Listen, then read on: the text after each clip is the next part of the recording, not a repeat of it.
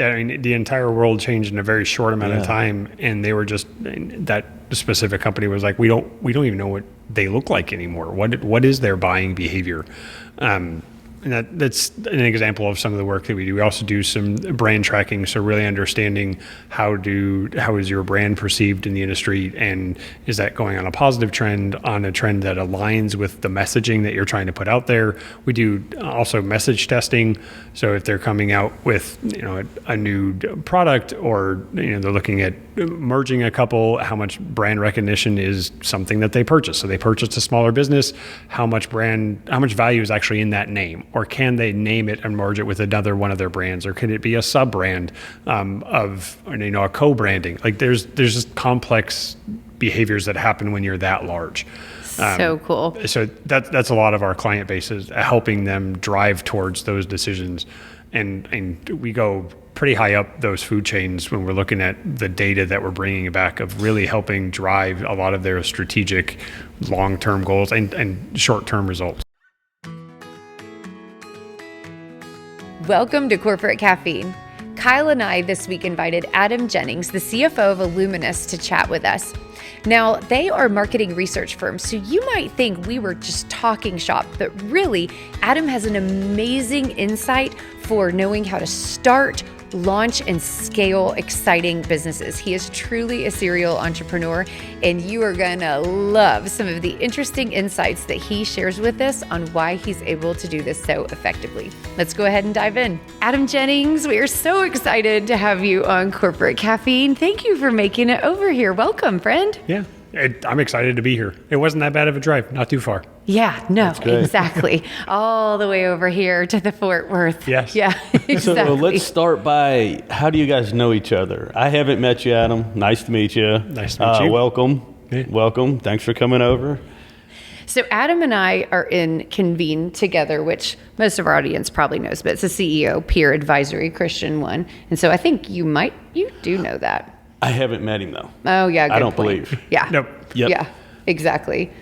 And then why I was so excited and interested to have and convince Adam to come over here is most people are super passionate about their specialty, because it feels great to get really, really good at, like for me, like marketing, or, somebody else really great at finance or whatever. You are so passionate about business at large in general, like all business all the time. And it is so fun because you have this very holistic approach to business, and you're like, just give me something. And just give me somebody to give advice to about how to grow business. Like, I love it.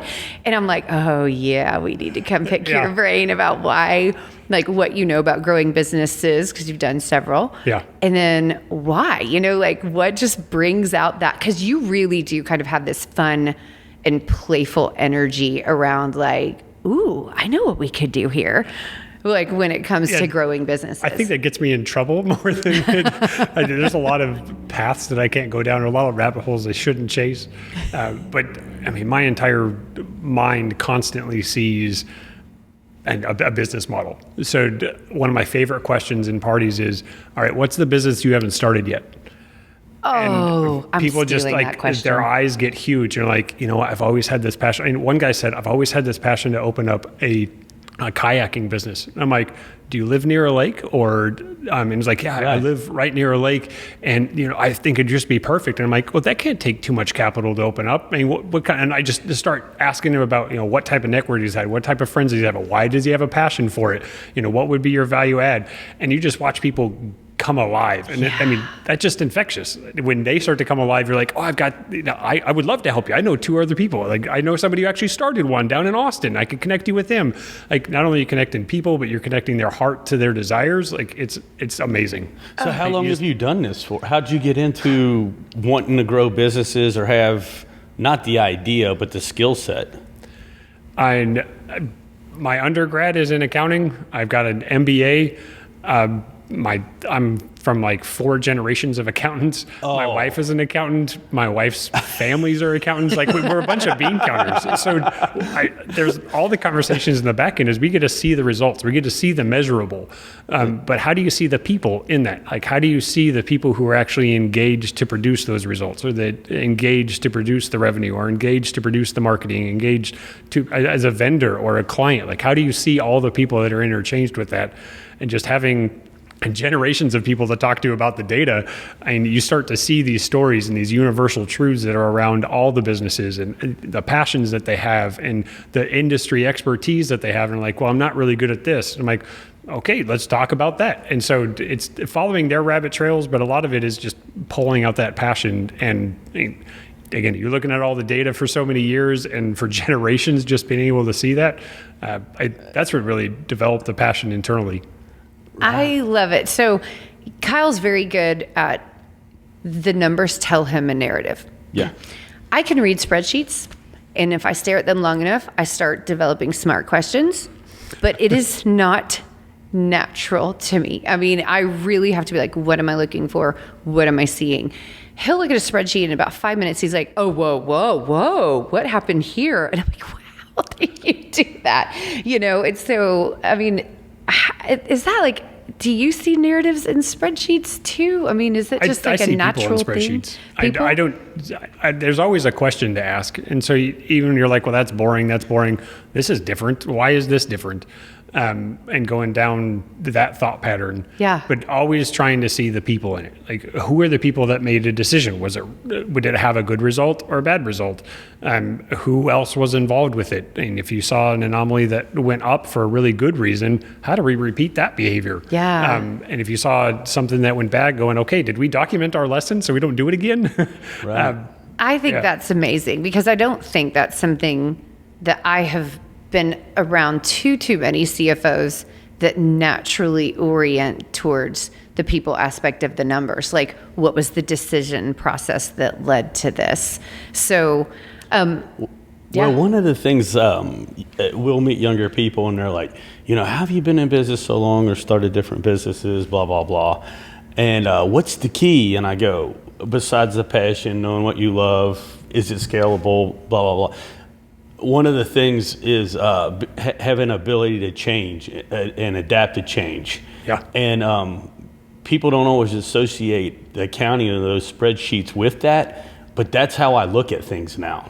After being in 2 different types of businesses that are way totally on the opposite ends of the spectrum, I'm like, oh, well, it all relates. Yeah. If you learn how to read it. That's how I view it now. I didn't always. Yeah. So did you always see people in spreadsheets, or is it because of your combined, roles and experience? Oh no! When you're in the accounting world and that's your background, like there's a lot of black and white, right and wrong. Like it just needs to tie out, and who cares what the numbers say? It's just as long as they balance. Yeah.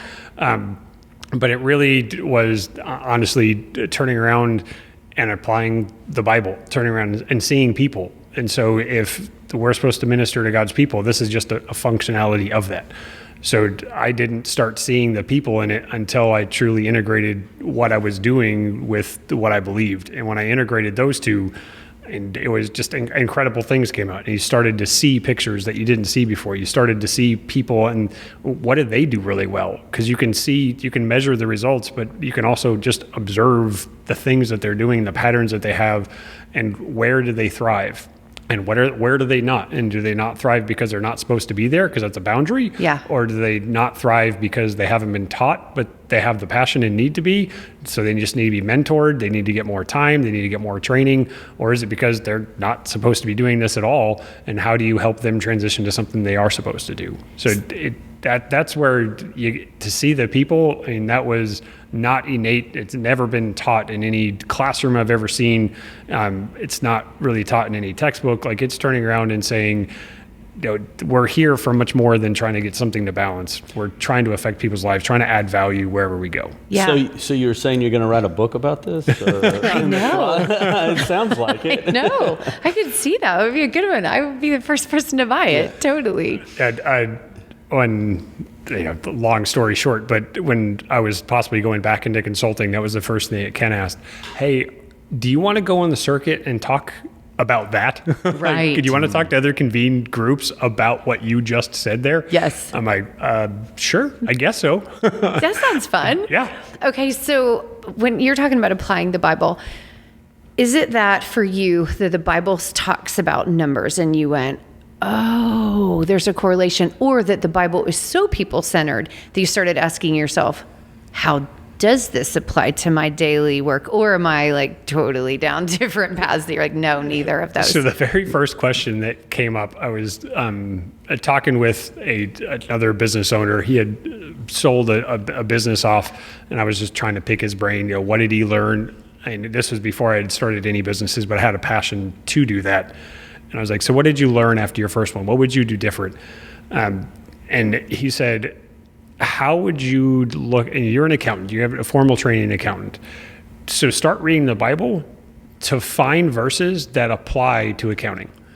And what I started to read through, so I started with Proverbs. I'm like, okay, these are a whole bunch of if-thens. These are a whole bunch of rules. These seem to be a good place to start. And what I found was every single time is like, this is the decision someone made, and here's the consequence, plus or minus. Here's a decision someone made. Here's the consequence, plus or minus. And then there was always a measurement inside there of, there would be some sort of, until you start looking at it that way, you don't see that there was a measurement of, whether that's towards righteousness or towards relationship with other people or towards some financial result. Like, these people were blessed, these people were not. Well, there was a measurement in there. Yeah. Like, the entire thing of walking through, of that's what they were doing, is they were, there's a playbook in there. How do you see people in that data?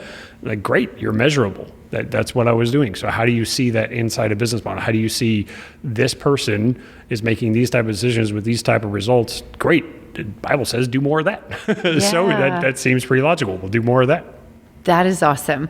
I think you're the person, and it was one of those moments where you said, well, in regards to reading the Bible, if you're not sure, just look at the date.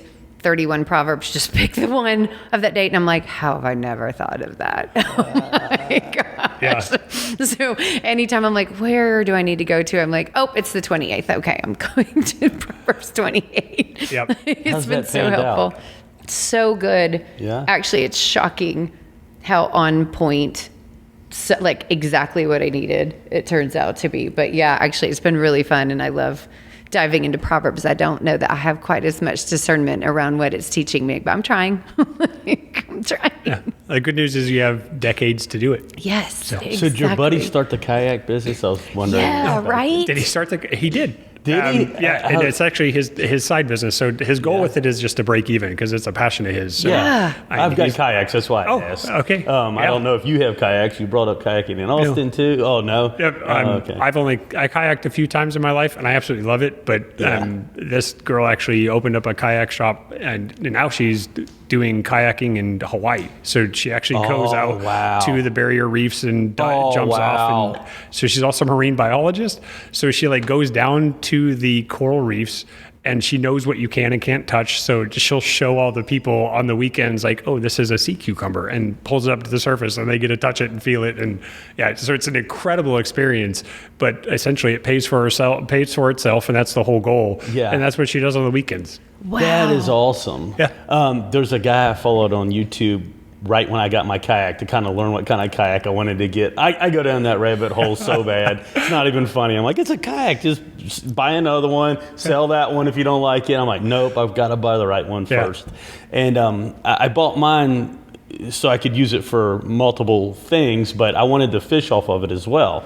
And this guy named Robert Fields, he fishes all over. It started in Texas, all over the nation, and now he has a place down in Panama, the country, and they take kayaks and fish for these huge rooster fish and tuna fish and all this stuff off the shore in the ocean. He caught a marlin in a kayak. That's awesome. And I'm like, man, I need to do that. I've been checking this out for about a year and a half going, I need to do that on a trip. I was like, I got to go down and see that. But that's awesome. She's in Hawaii. I'm thinking, oh my gosh, maybe I need to Yeah. Oh, well, I don't know about the coral reefs and everything. Maybe I want to stick with the fishing. Yeah. Well, But and it's funny because speaking of the fishing, because of one of your answers, like he was saying, one of your favorite questions at a party is, what's the business that you always wish you would have started?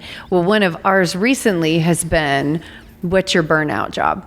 Like if something just breaks in your head where you're like, I can't do this anymore. Like, and money's not really an option. And money's not an like, issue. What would you just go disappear and do? Like, Yeah. because you're like, I'm done.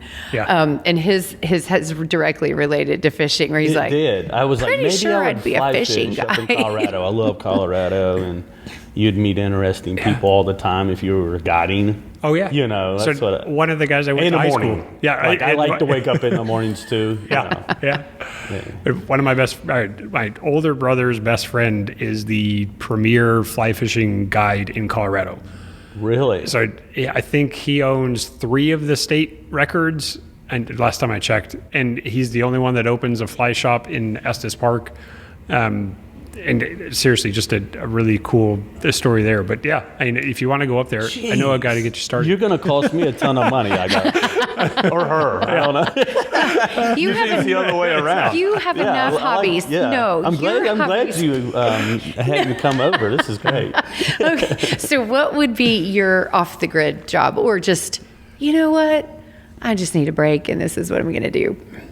Oh, anytime I say I need a break, and my wife jokes, she's like, I'm going to do one of 2 things. I'm going to go and shoot baskets for 20 minutes and then come up with a business idea and go try to start it. So my break is like, I think that it'd be better to start this type of business and then going down that rabbit hole for a while. So it's definitely, it's a passion to see all the things fit together. Yeah. I wish that I had that one thing that I was really passionate about, which this is where my God-given talent isn't to come up with the idea, it's to turn it into a business. And so somebody's like, I'd love to be able to do this. I'm like, yeah, we could do that. Do you want to do that for real? I'm happy to help you. Yeah, you guys are going to be dangerous if y'all ever go to I'm always doing together. the same thing, driving up the road going, that's not going to last long. Oh, that's a great idea. Yeah. Well, you always. come up with a million ideas. Yeah. Like, what about this? Maybe. So Valentine's Day was a few days ago. Now, you guys can't talk about how many years you've been together. It's got to be days and minutes, right? Being married to accounting. Do we You guys have it down to how many seconds you've been I'm married. just, I'm sure she does. She's got a spreadsheet for it. Yeah, the plus and minuses. He I was love good it. on this date. yeah, exactly. How long have you guys been married? This is year 13. Amazing. Yeah. So exciting. I know we are at, what year is it? No, just kidding. It'll be 23 this year. So I kept it easy. Got married in 2000, so got to do the math from can't there. mess, Yeah, that's really cannot easy. mess Yeah. that up. Yeah. Exactly. She was still wondering, so you know who does the books. No, Yeah. I was thinking what month it was. And I was like, Oh, we're yeah. 22. Good point. So that's all. Oh, I love it. Okay, so which businesses do you have right now? Because I mean, you've got your full-time role as CFO, and I can't wait to dive into With the who? marketing trends and the wow. background Yeah. on this. It's So a market research company. Oh, okay. Yeah. Yeah. So very closely related to a lot of the stuff that you guys do, but we focus on Fortune 500 companies, really Fortune 100. Oh, the only people wow. who can really afford our services or have the budget for it. Gotcha. and deep human insights. How long have you done So that cool. or worked for them? About 14 months. Oh, Yeah. okay. Before that, I was a serial entrepreneur, I guess. Yeah, yeah. Oh, really? I'm doing consulting, a couple different other startups on the side. So yeah.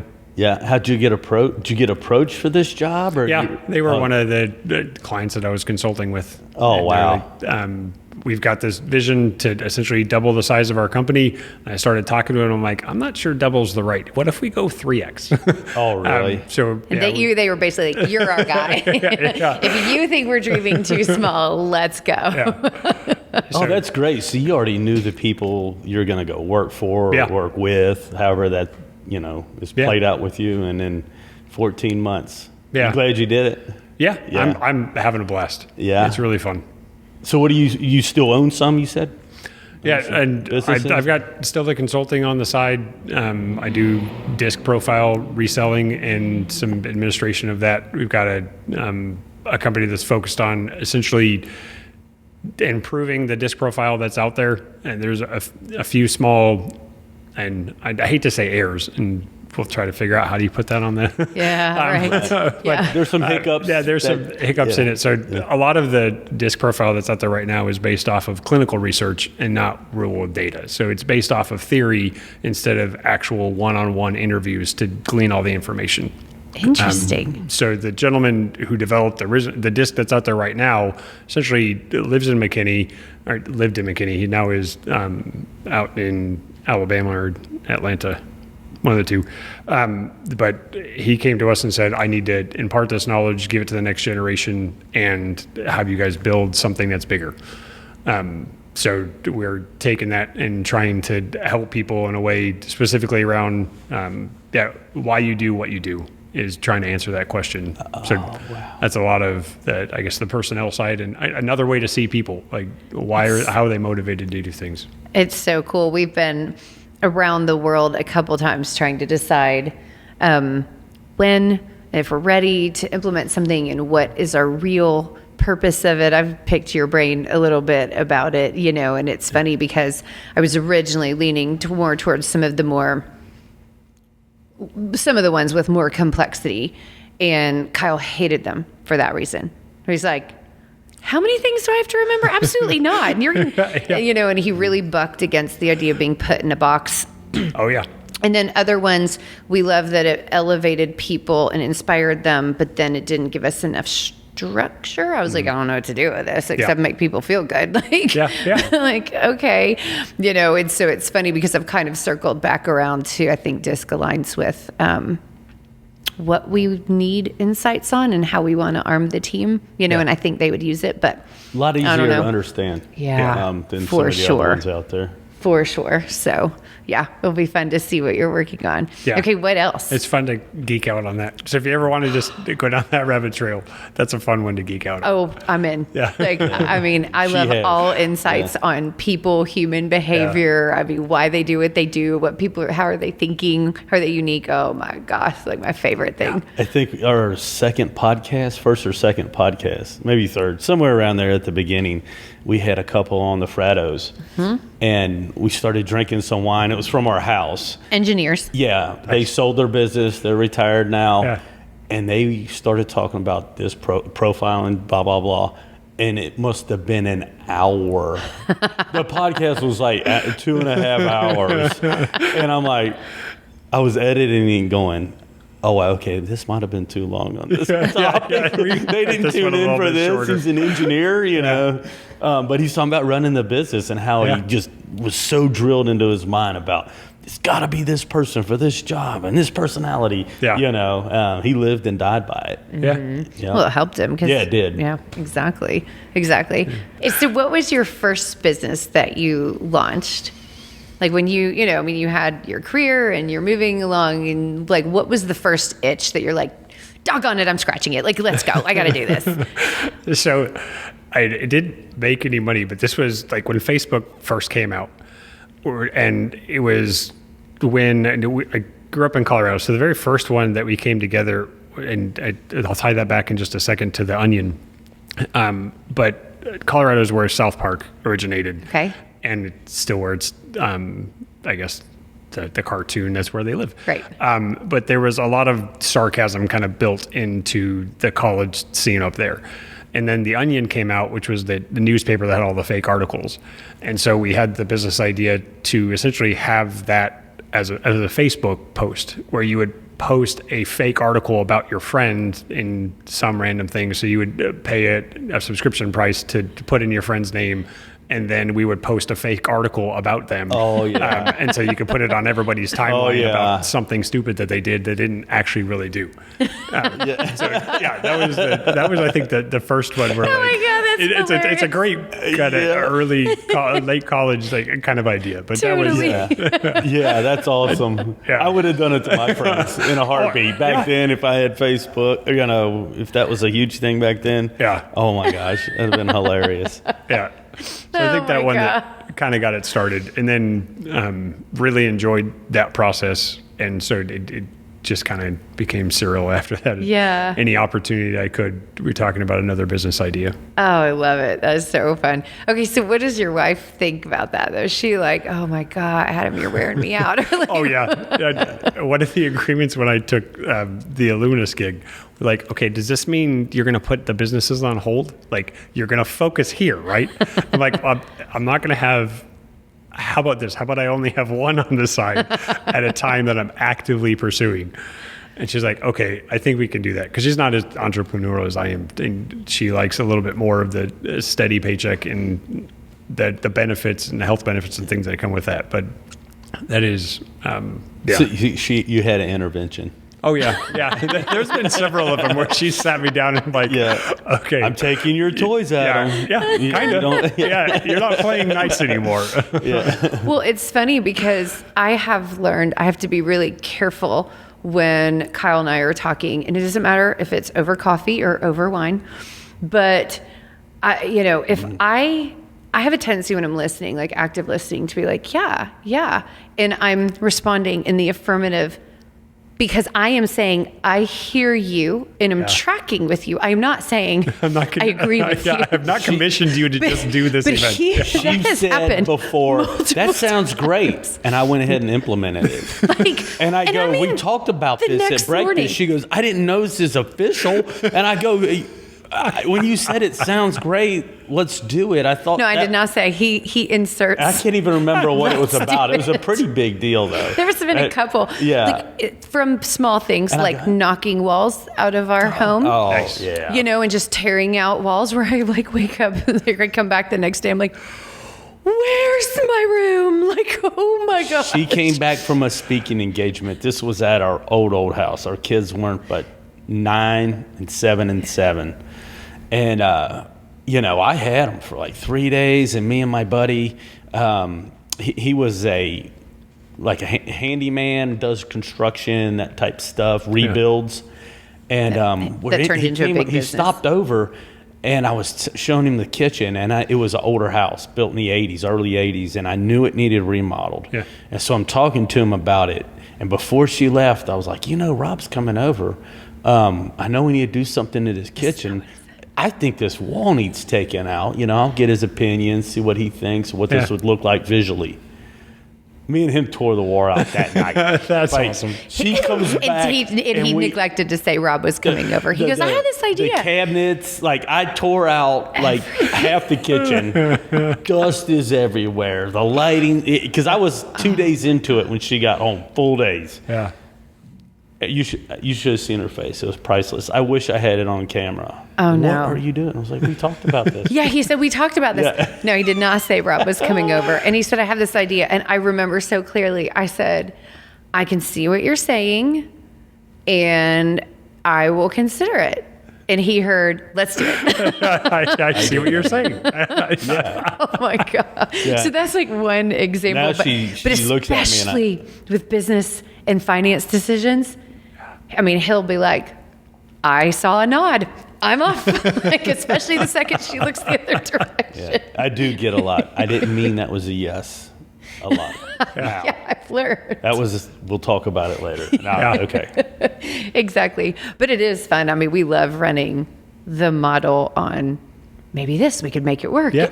Ours always comes down to, do we want to chase the crazy?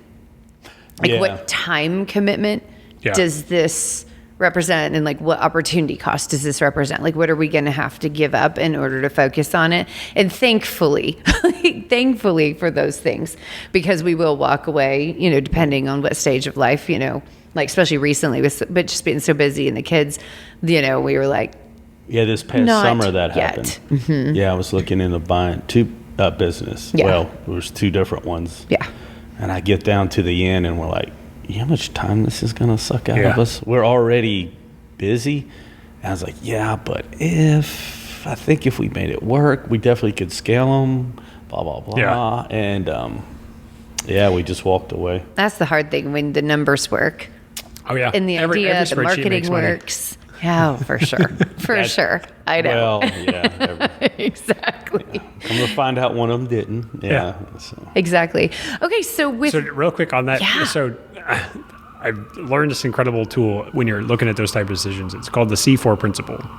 So what do you have? The calling, the character, the capabilities, and the commissioning to do. And it's actually a biblical model found several different times, specifically in like 2 or 3 times in David's life, where it walks through of like, if you don't have all 4 of those, you're not supposed to do it. Just because you have the passion, the calling, you feel like you have the calling to do it. So you have the passion.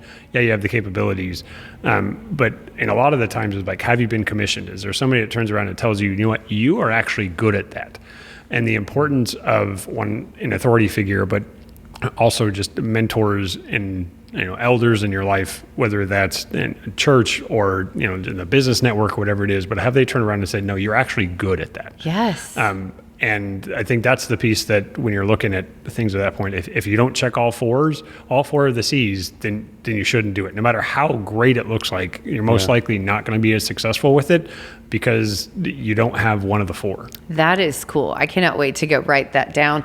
It's interesting about the commissioning piece because God does speak to us through other people. And I feel like sometimes we negate that, or don't lean deeply enough into, the wisdom of other believers, trusted advisors, if you will. So that's so cool.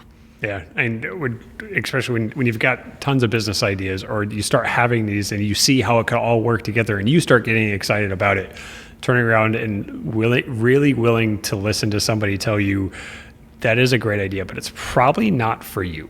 Yeah. Like that is something that maybe you help them get off the ground, and once it gets to a certain spot, you need to back off. It's so funny. I have a business that I want to do so much, but I don't think it's mine.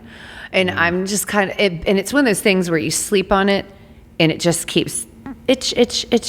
But I know it would require other people that are not currently in my circle, and like a chef in particular. Yeah. And I have never wanted to open a restaurant. So let me be clear. It's not a restaurant, but it's a pop-up idea, and it would have a lot to do with experiential marketing. And then so creating mind-blowing experiences for people, and then part of the money gets donated back to charity, and it is a huge marketing thing for the chef. Not too bad for a marketing agency either. And then so fun, like just so fun to do something experiential. She likes experiencing it. Yeah. But the event planning, I'll go ahead and tell her. That's the other thing. You're not good at it. Oh, no. Don't do it. There's one, check the box. I will not. Yeah, it's definitely not my that. business model, like 100%. Like, so if you're an event planner, give us a call. We got a great idea. If you're an event planner, if you know a chef, you can be separate. Click follow at the bottom and put a comment. Exactly. Comment. DM us. Exactly. Yep. I'm like, but it's a similar thing where I'm like, I know it's not mine. Yeah. But I'm like, I do know this is supposed to exist in this city. So timing, he'll send it when it's time. So for sure. Just for fun. Do any of your sons enjoy event planning? I doubt it. I haven't gotten that far yet. Yeah. Okay. Yeah.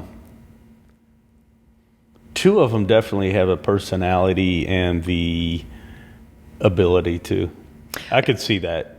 And one of them really likes cooking a whole lot. 2 of them do, actually. I can see Cole loving that kind of business model, but he's a chemistry major. He picked up chemistry, So, talk about well, you never know. Range of... I went in, actually, when I first went into college, I wanted to be a resort manager. I thought it was awesome. I could live in a hotel. Like, that sounds awesome. Well, when you live in a hotel, it means literally you're on 24/7. Like, you do not get a break. The reason they ask you to live in the hotel is because you never, they know where you're at exactly all the time. And then I was like, and then what do you take a vacation to? You're not going to go to a hotel. Like, that doesn't sound fun at all. Right. So I got out of that. But going down that path, we had to go through cooking classes. And so, I got an accounting degree, but you go in and all those, it intrigued enough of my hospitality, enough of the seeing different business models. Like there's just lessons you can learn in that too. So just because he's a chemistry major doesn't necessarily disqualify him. No, exactly. Well, he's going to roll his eyes at this, which he is welcome to. But my first job out of college was selling commercial power tools. And so the training, Black & Decker, DeWalt, we got to launch the DeWalt brand and the NASCAR and all this. It was so fun, like the early days of that. And but you're training for 2 weeks. You're in Maryland learning how to use every single power tool.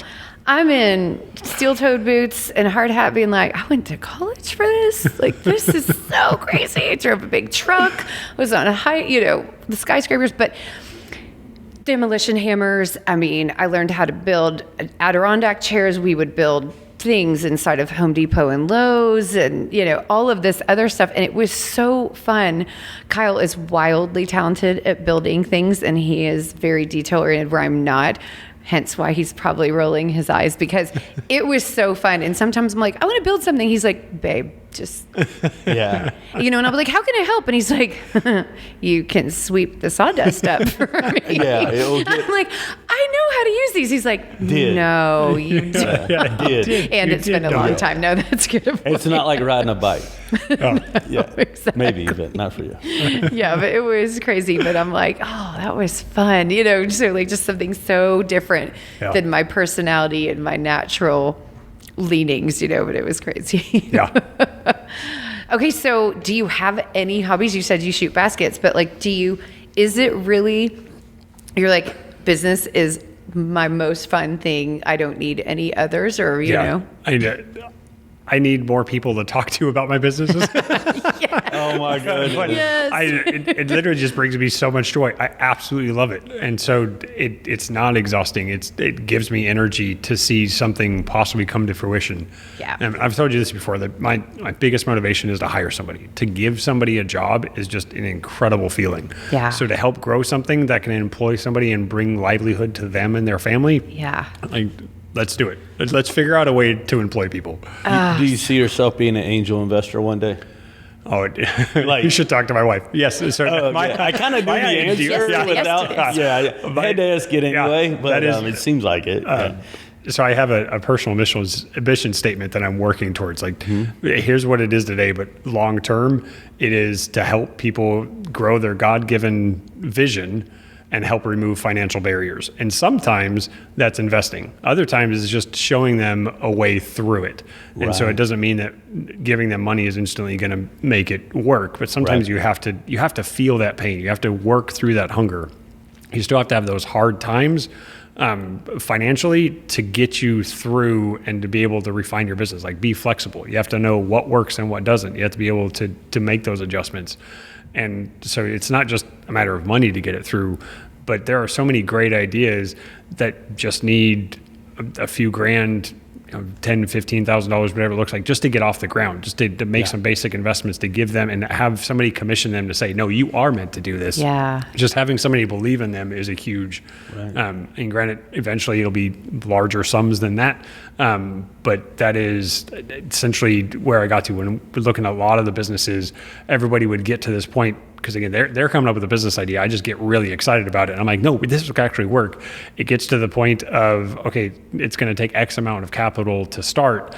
And that's where everybody just shuts down. And I watch it every single time. I'm like, well, I can't give up my day job to do that. Or that means I'd have to drain my savings account. Or that means we'd have to, leverage some of our assets. And I'm like, that's what an entrepreneur does. Like they turn around and say, this is really what I want to do, and I'm going to find ways to do that. So to get to that point so many times with people who have phenomenal business ideas, and cutting the check several times, and then them having back out of like, no, I can't do this. Like, the fear overcomes them. My ideal job and what I want to do, and as soon as I am able to, is exactly that, to help remove financial barriers. And again, that doesn't mean just giving them a paycheck, but turning around and saying, let's get this started, and let's make sure that money isn't the reason that we stop. Yeah. Now, it could be because we're not very good at it and we should stop, but that shouldn't be a barrier to stop, to not do what this cool thing that you have a passion for, or going on a guided trip down to Panama to catch really huge fish.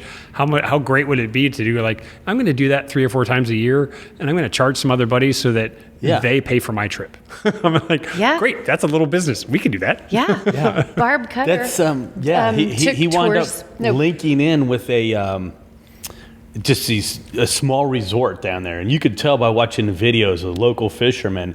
And you come back to the huts, and they cook the fish there, have a few beers, go out the next day, and the most it seemed like the most expensive part of the whole thing was probably the flights, the transportation. Yeah. Because they didn't charge you a ton while you were down there. You could rent, you rent the equipment from them. Yeah. And it's like, heck yeah. And he's not down there all year. I guess there's a season for it. Yeah. Or he just helped promotes it. Yeah. It's wonderful. For a guy woman- like that, he loves the fish. He's doing it anyway. And he found out a way to make a business out of it. Exactly. A woman we know from church, especially after her kids got older, they loved going to Italy. And she realized she loves telling people about Italy and showing people like her favorite places. And so, yeah, she would do, like, her and her husband would lead 3 or 4 trips a year. Yeah. Take a group of people who've never been to Italy. She gets to show them all the little hangouts, basically totally pays for every, new thing she wants to go explore over there. And yeah, had like this cool little side business just so she could go as frequently as she wanted. The same guy that talked to me about having the Bible be like, read it to where it apply to what you do, like in accounting. So read it like you're an accountant. Try to find where it's showing you how to do that better. Yeah. He was the same person that turned around and said, when does a side business become a full-time job?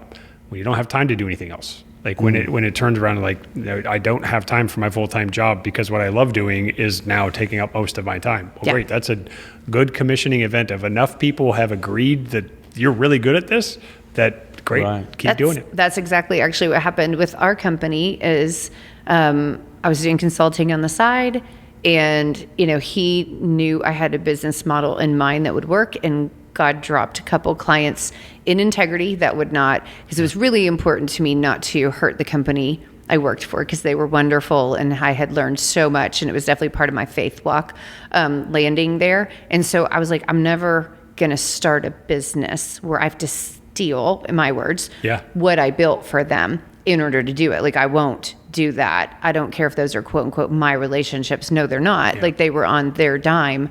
And so God dropped a couple of clients in my lab consulting that were not appropriate fits. And basically that was in April. And by October, the cash flow and the opportunities and the referrals had increased where, it was super obvious that it replaced my salary and I was out of time. Like, period. He had soaked up every bit of responsibility, like, off my plate with the kids and everything that he could. And we were both like, it's on. Game on. Yeah. Like, it's time to jump, like, for real. But it wasn't quit everything first. And that, that is for some people what they need to do, just didn't happen for us. Like before I quit to help you, it was the same way. I didn't know what my role would be here.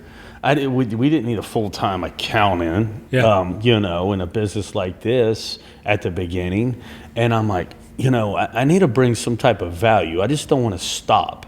And it was to the point where every weekend we're working on her business or bouncing ideas and this, that, and the other. I'm like, well, how long am I going to keep doing this and blah, blah, blah. And finally she's like, quit, it's time. Yeah. It's like and I was doing the numbers and I was like, okay, we can make it work. Yeah, you're right. It is time. Yeah. And it takes sacrifices to stop. Again, those financial barriers. And it wasn't a 1-for-1, but it was enough to stop to help her grow, where she knew she had another person on board that was as dedicated as she was, that wanted to make it succeed the way she did. She didn't have to worry about me quitting her. Although I wanted to. Ditto. I did call. I would call in sick on a nice Friday and go mountain biking every once in a while. Yeah, those were some fun employer-employee conversations. I would look at her schedule and she'd have a meeting from like 3 till 5, and I went. And my son started riding too. Yeah. After a while, my son was riding before he left for college, and he would come running downstairs. It'd be 3, and I'm like, shh. I was like, if we sneak out now, she won't know I'm gone. And it's right up the road, and we'll get back and say, oh, yeah, we just went up the road. It was great. It was not great.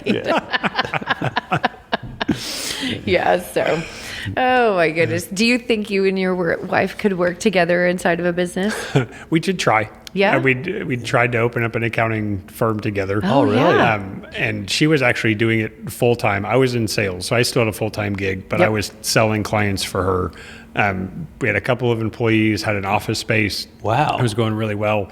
And then it was right after our second child, and she's like, I don't know how I'm going to be able to have 2 kids and run this. And so we were talking about whether or not, okay, I'll jump in. I have relationships with them. I know how to do it. We've got employees. Like, we can do this. And we heard very clearly from God, no, shut it down. Yeah. Really? Yeah. And so that was actually when she became a full-time mom. So she was making more money doing that, and you normally do when you're an entrepreneur. So she was making more money than I was in my job.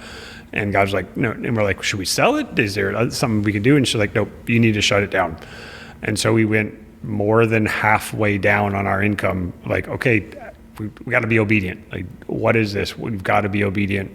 But God just kept showing up with more clients on the side, kept showing up with more work.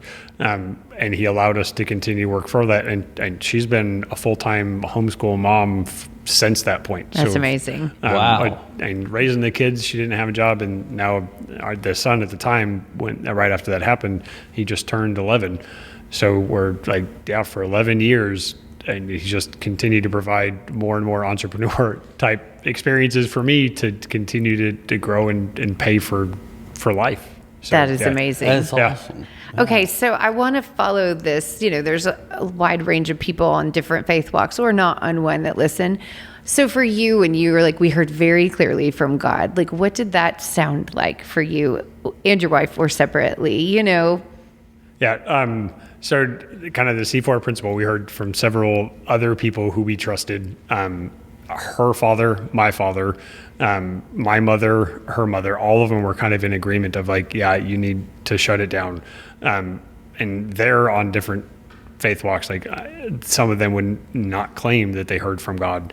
But to me, when I'm walking through and I say I heard from God, there's a passage in Psalms about he uncovers the ancient paths. And so it very much feels like he's communicating something that's always been written there. And I'm just now getting to the point where I can see it and hear it. Yeah. But it's always been there. And so just walking through that experience going, no, you need to shut it down. And just going, no, they're like, this is a valuable business. This is turning around. It's got great clients. It's got good revenue. It's supplying for a family. This is great. We've got employees, people who are counting on us.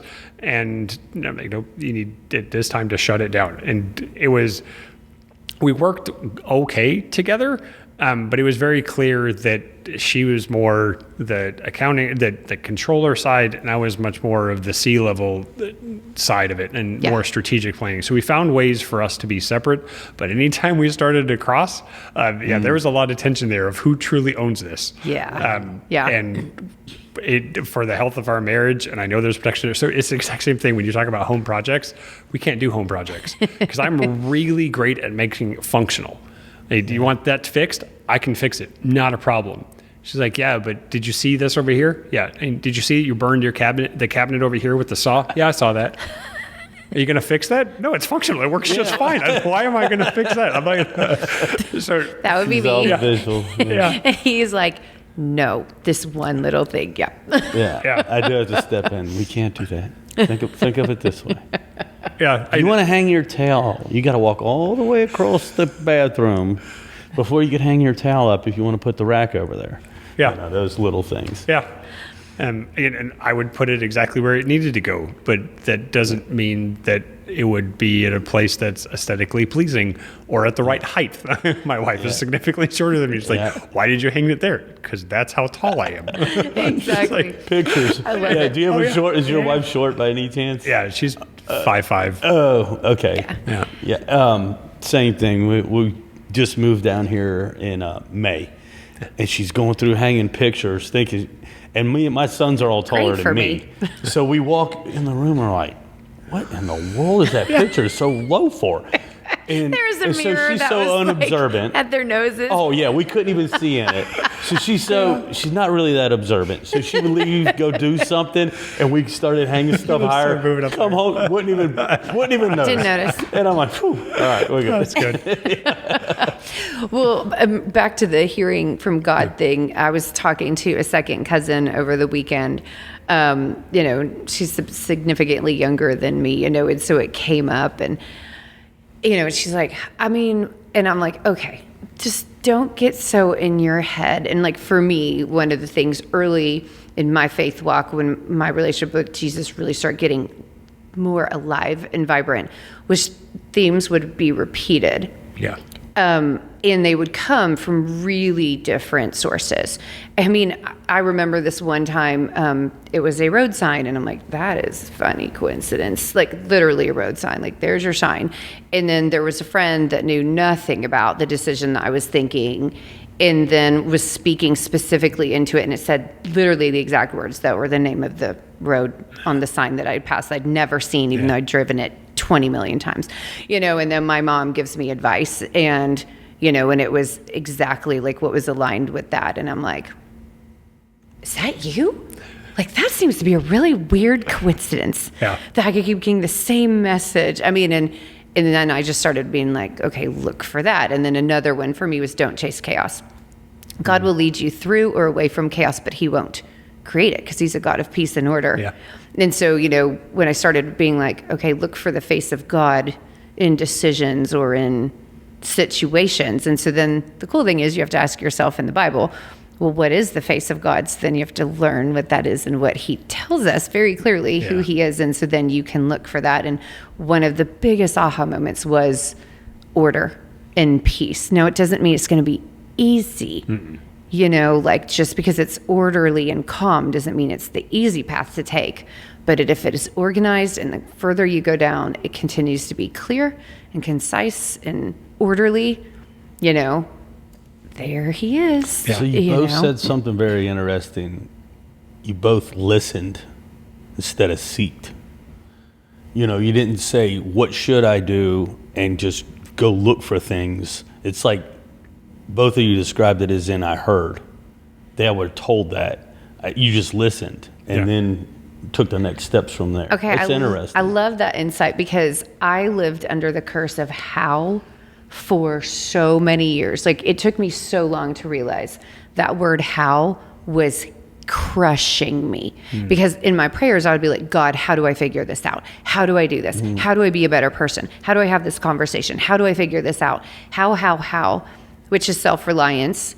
But then it limited for me all of the different things he could show me because I was asking for one teeny little thing, like, how do I do this one thing versus every possible tool in all of the God-created universe that he could potentially show me. But I'm like, no, I want to just look it right there, just right here, but I mean, I love that you said that because that was huge for me. There's a difference between asking for something than asking him how to do something.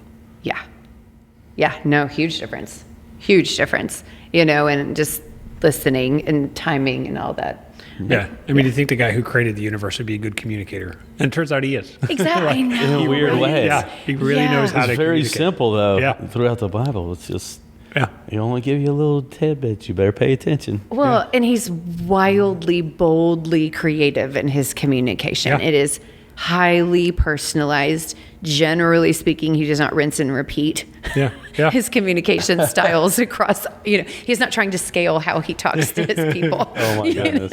Yeah. Well, and I mean, and actually it's funny because it's something that I believe so passionately about marketing is maybe we should market like God. And that sounds horrible. That sounds like so slimy and smarmy, but I'm not being slimy. I mean, if you think about marketing as something of a way as servant leadership, in a way to help people make good decisions and communicate solutions for them to decide if that's what they're looking for. Yeah. You should be boldly and wildly creative and personal when you do that. Yeah. And you're not convincing anybody, you're not forcing, you're not manipulating, you're not lying. Like, you're sharing information in a highly personalized servant leadership way. Yeah. Just say it. Like, maybe there's something there. Yeah. We're going to have to rebrand this Corporate Caffeine Church. Yes. Well, I mean, I very rarely say this out loud, but I mean, Corporate Caffeine has always had a God heartbeat. Like, I almost named the company Corporate Caffeine. Oh. And he was like, not yet. No, I have a different idea for that. And so then when the book came up, I mean, I can write, what was it, 80,000 words. I cut 40 of them. Thank you, everybody. You're welcome. Like, I cut half of it out of the book to get it down. And I could not come up with the title. And then he was like, I told you I was going to ask you to wait. And I'm like, oh, oh my God, it's the name of my book. And then it ended up being the name of the podcast. And now it's the name of, what a different vision for the future for us and, a different aspect of this company will be. And so it's like my big vision. Yeah. And I'm like, oh, you're so good. Like, that's so exciting. But yeah, so I'm totally fine adding church to the end of it because it was always his in the beginning. But the word church is Ecclesiastes, which a lot of people who have studies understand that's the word they use for church, but that actually means to rule. And so when you're looking at Ecclesiastes, it's to bring order. So it was a structure designed to bring order. Well, what is a business? That's what it is. Designed to bring order. Yes. So you see chaos and you're like, no, actually, if you just did X, Y, and Z, my product or my service can help bring order to that. It's exactly what that is. So it's not a building, it's bringing order. It's God's people coming together and saying, actually, this is in chaos. If we had a little bit structure and we had these vision and this passion and this excitement, then it's going to actually flourish and grow. Never heard that before. Oh my gosh. That's incredible. Yeah. That's incredible. Yeah. Oh, I'm such a word nerd. I'm like, that's so cool. I got to go write that down too. Oh my gosh. Well, we've got it recorded. Yeah, we got it You're recorded. good. Yeah, That's right. Yeah, I'll send her the clips. He's gonna listen to this like 18 times. By the end of it, he's like, all right. Hey, I'll just be like, what was I've it learned again? a lot. Yeah. I know, just sit over here to totally. learn. It's awesome. I know, it is awesome. Okay, I would be remiss if I did not bring this up. I would be so mad at myself too. Obviously, marketing research company that you're one of the leaders at. Yeah. So, like, talk to me about, like, what kind of questions are people trying to get answers to? Like, I think there's a lot of misunderstanding because, to your point earlier about this kind of insight and deep dives really is only available to certain echelon and scaled size of business. So thus, there's a lot of misunderstanding about what is that? What are they learning? Why does it do it? Is it silly? Like, what is it? So, talk to me about what you guys find and look for. Yeah, there's a lot of complex problems that we're trying to solve. And the reason that that's our featured client isn't necessarily that those are the only people who can afford the type of insights. It's just those are the people that have such complex organizations and they have such complex sales cycles, they've got 1,700 different SKUs. They've got enormous amount and they've got to have a story around each one of them. How do the stories tie together? So they have just really complex problems, which is where we're focused on. There's a lot of research companies out there that do focus on smaller markets and things that can be available. But a lot of our clients are coming together and they're trying to find a whole bunch of things. Like we've helped a couple of clients, especially after COVID. They didn't know what their customer looked like anymore. So we had to do a bunch of persona work. We had to go out and talk to the people who were buying and what do you look like now?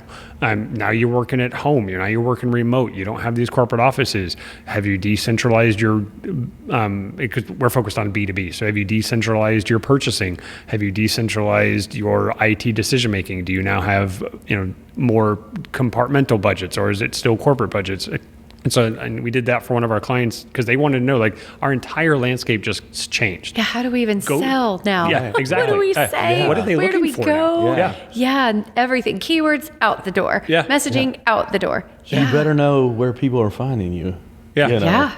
Yeah. Or if you're not being found, there was a short window there of that transition. It was crazy. Exactly. I mean, the entire world changed in a very short amount of time, and they were just that specific company was like, we don't even know what they look like anymore. What is their buying behavior?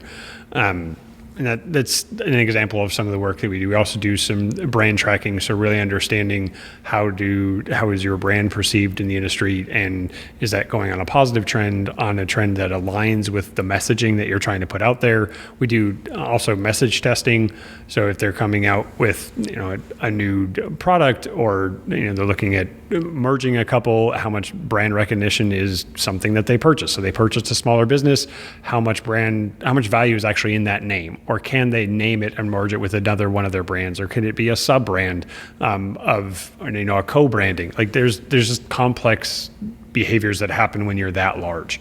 So cool. So that's a lot of our client base is helping them drive towards those decisions. And we go pretty high up those food chains when we're looking at the data that we're bringing back of really helping drive a lot of their strategic long-term goals and short-term results. That's interesting awesome. That they want a third party to come in because they know they need the outside viewpoint rather than sitting in a board meeting saying we know what's right. Yeah. When, they're not outside those walls.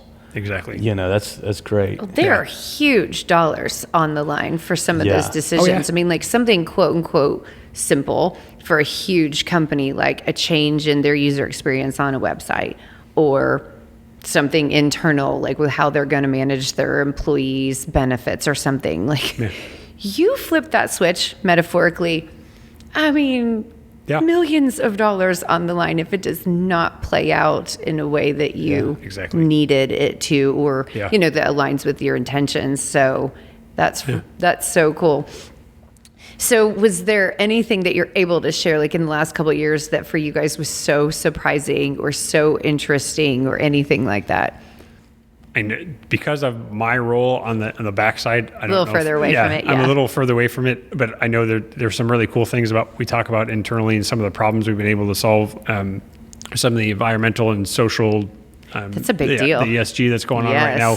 We're doing a lot of research around that of like what is the true value add to the overall organization. How well are you doing at it truly? Because right now everybody is kind of making up the rules as they go, and so we're trying to.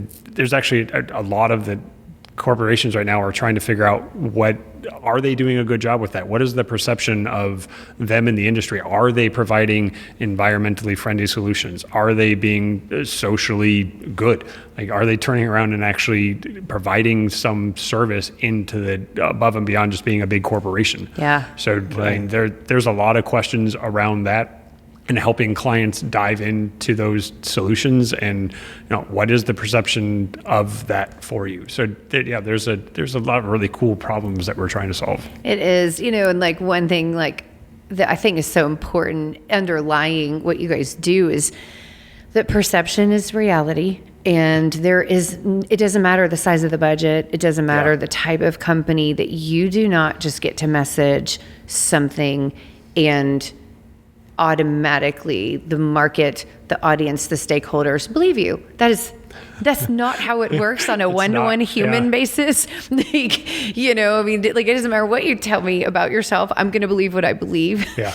And I mean, it's even more important and more, complicated, complex on huge, large organizations. But where people position you is where you are. That is your spot on the map. Yeah. And you cannot tell people that you are in Georgia if you are in California. Like, you are in California, period. Yeah. And if you need to get to Georgia, you need to map a journey. Exactly. That, in order to get there, you can't argue positioning and perception. And that's a lot of and a lot of the times the studies show that not great results. Like, they asked us to confirm something and we actually showed the exact opposite. Like, that's not actually the perception that you have in the industry, or that's not actually what your businesses are buying from you. You keep marketing towards this, but they keep coming back for these specific reasons. Yes. And you either need to, one, accept that, or two, you need, if you really want them to perceive you this way, like, you have to have a strategic conversation to get them there. Yes. And to see you in a bigger light than, where they're putting you. Yeah, exactly. You and I have had conversations before on the difference between voice of the customer versus voice of the prospect. Or the non-client. Like, no, do not confuse those people, and so fun, so cool. I mean, we've done research on all sides of it. So we've done, employee satisfaction, where are they with you? We've done event satisfaction. So literally we attend this annual event for a client, and we're doing real time, like, they're coming in and giving feedback on how the current speaker did, how did they address the current issues.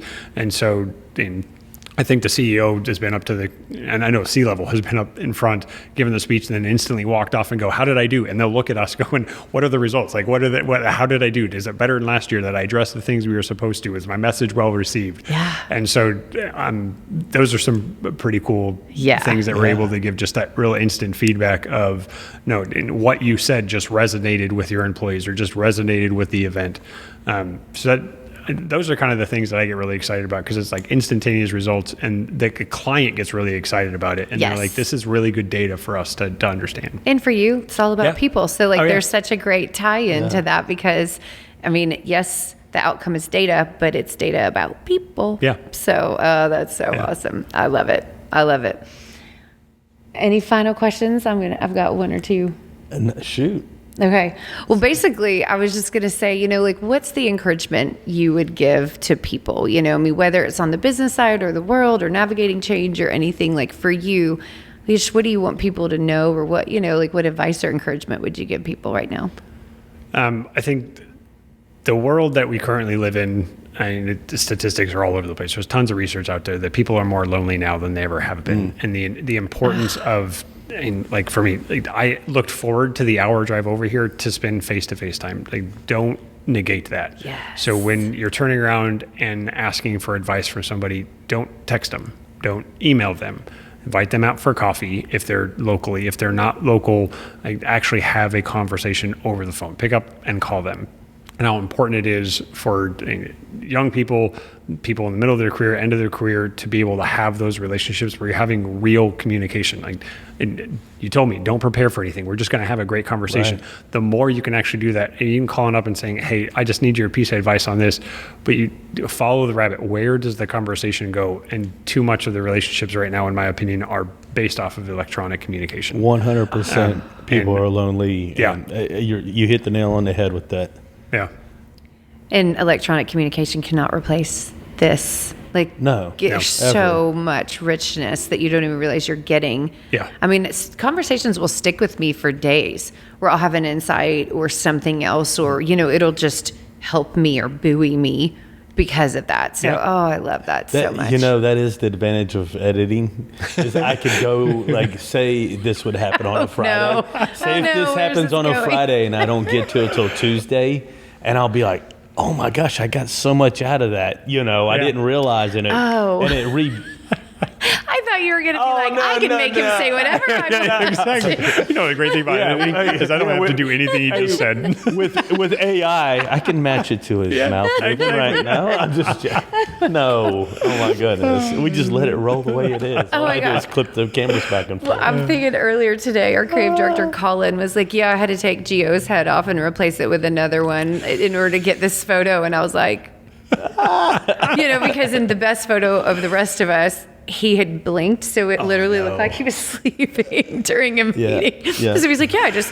lopped his head off, and I'm like, oh my God. That's hilarious. I know, it's so crazy. Yeah, so we're not doing that. What's the second part of the advice? So the second one was especially, you were right, there was two, especially being a serial entrepreneur and somebody that just loves to grow companies.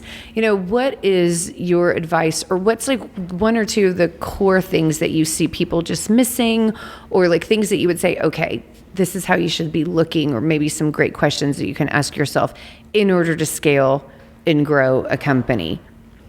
It varies based off of the size. But if you're just starting out and it's just you, the biggest piece of advice that I'd have is make sure it's not just you.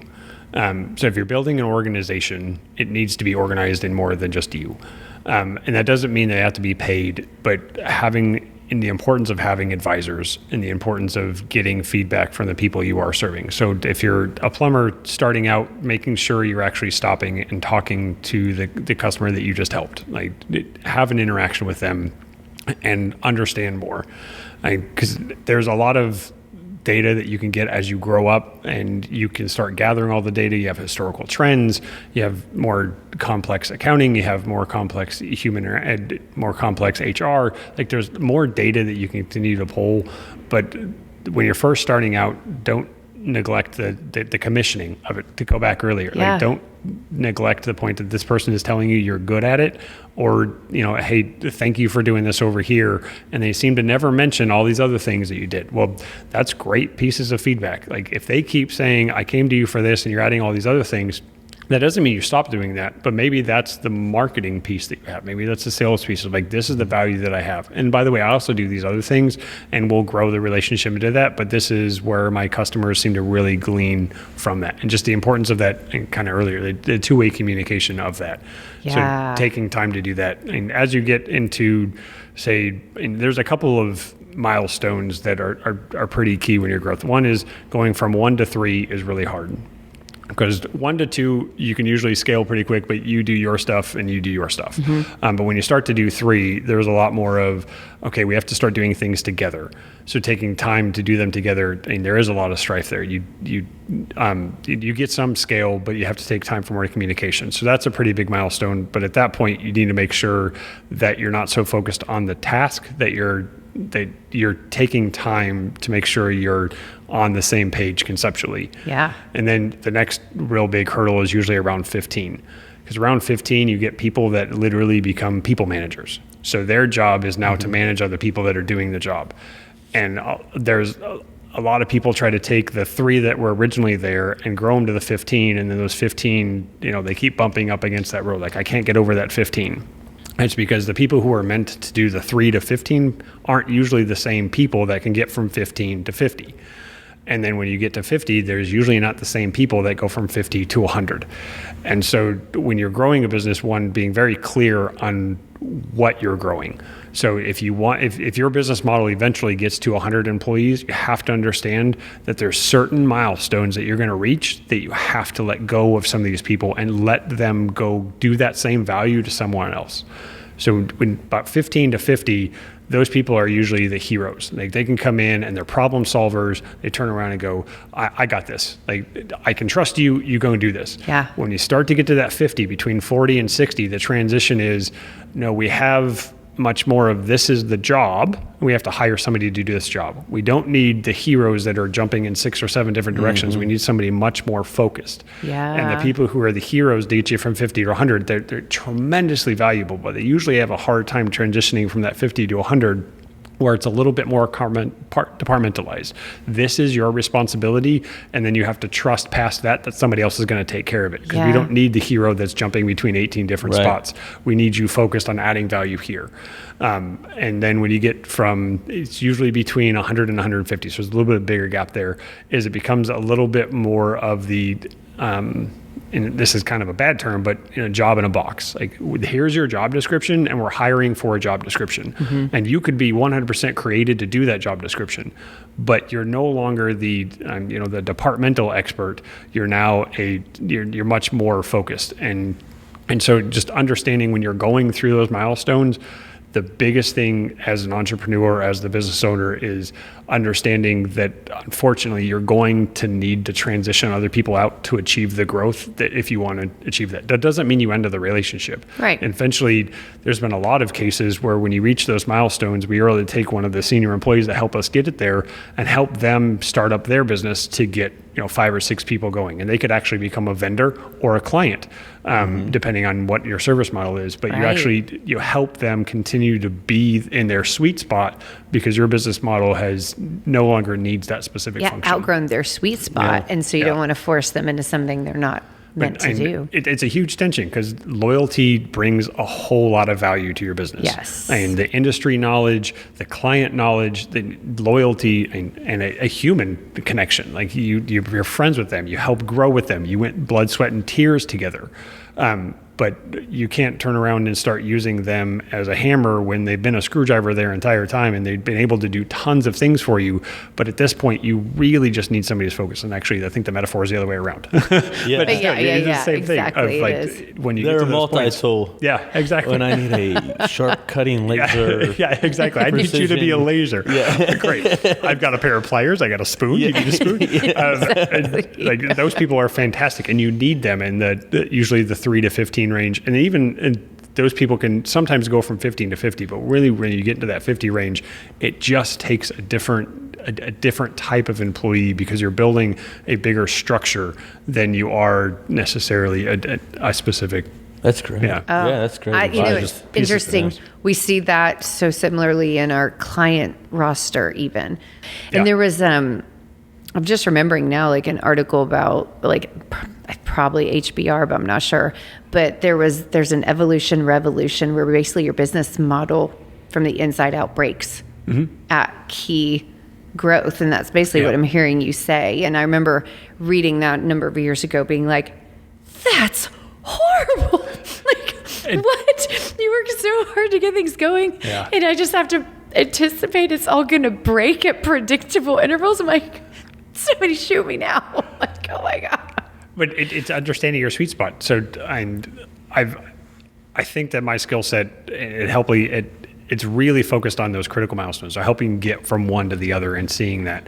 But a lot of people, it's turning around and saying, listen, I'm really good at growing it to 15. Fantastic. Then grow it to 15 and then sell it to somebody else who has a vision to take it the other place, and then go do it again. Because if that really is your sweet spot and you really have a lot of fun doing that, then great, go find those heroes over and over and over again and have a lot of fun doing that every 3 to 5 years. Like enjoy it, have a blast. And then when it gets to that point where it's just like, my business model keep breaking. This is the Groundhog Day. We're still having the same problems over and over and over again.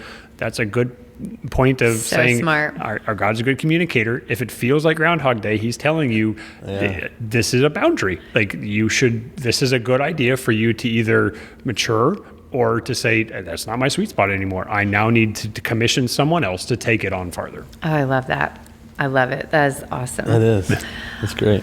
This was so fun. I know. So fun. Okay, so how can people follow you, look into what you're doing, like connect with you? I have random thoughts of the day on LinkedIn. That's pretty much my only social media presence. They're extremely basic. They're text-based, but they're meant to be kind of inspirational, but really kind of, the one little nuggets. That's really the way that you can through LinkedIn. Love it. I try to keep it simple. So that's where most of my media presence is. And hopefully the best way is invite me out to coffee. Yes. Invite me to go spend some time face to face.